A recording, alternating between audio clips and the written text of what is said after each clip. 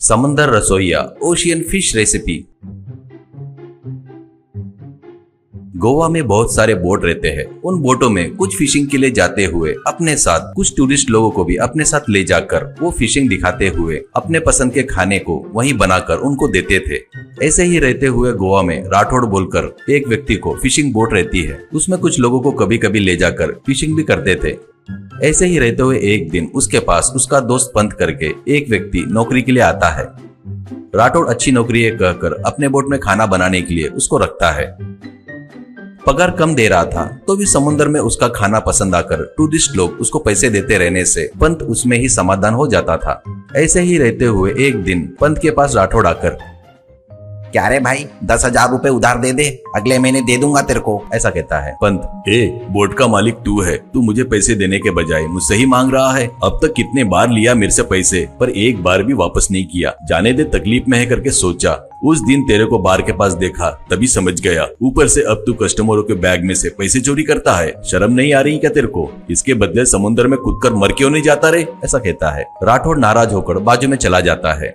इतने में टूरिस्ट लोग सभी लोग उस बोट में चढ़ते हैं। उनको समुद्र में घुमाते हुए पंत उनको हर तरह की मछलियां तैर रही है वो दिखा रहा था।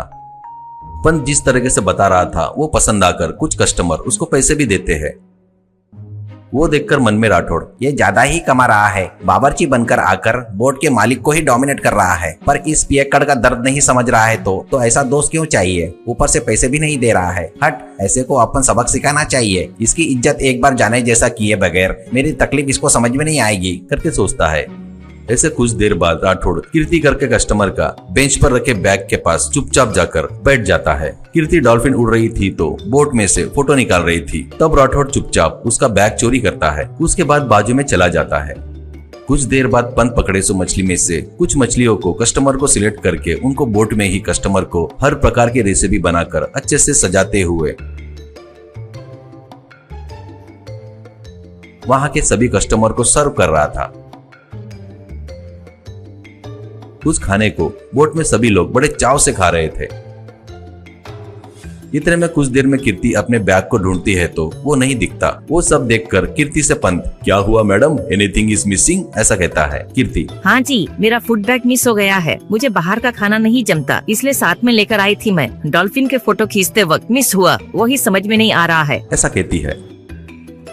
तो वहाँ पर आकर राठौड़, क्या रे पंत, बोट का मालिक हूँ तो अच्छा है करके तेरे को सब संभालने को दिया, तो ऐसे सामान कैसे जा रहा है रे? एक बार सभी कस्टमरों को चेक करेंगे क्या, ऐसा कहता है। इससे पंत को राठौड़ पर शक होता है। फिर भी कुछ भी नहीं कहते हुए कीर्ति से पंत, मैडम गलत मत मानना, तुम्हारे बैग में सिर्फ डब्बा था ना और थोड़ा सा पैसा भी था, इसी बोल रही हो। वो कहीं नहीं जाएगा। हमारे बोट में एक चोर चूहा है, वही लिया होगा। उसको जमकर धोकर आपका बैग आपको देता लो, ठीक है? सभी कस्टमर को चेक किए तो सबको अपमान किए जैसा होगा मैडम। मैं जबरदस्त खाना बनाता हूँ करके हमारे सभी लोग कहते हैं। एक बार मेरे हाथों से खाना खाकर देखिए प्लीज, वो आपके लिए कॉम्प्लीमेंट ही है करके रिक्वेस्ट करने से कीर्ति ठीक है कहती है।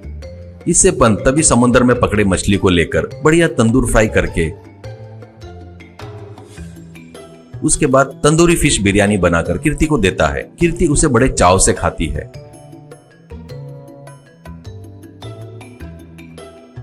वो खाकर कुछ देर बाद पंत से कीर्ति, वाह मैन, सुपर, फर्स्ट टाइम मैंने इतना खाना खाया है। Very good very good. अगली बार आई तो तेरे बोट में ही चढ़ूंगी और तेरे हाथों से ही तंदूरी फिश बिरयानी खाऊंगी, ऐसा कहती है।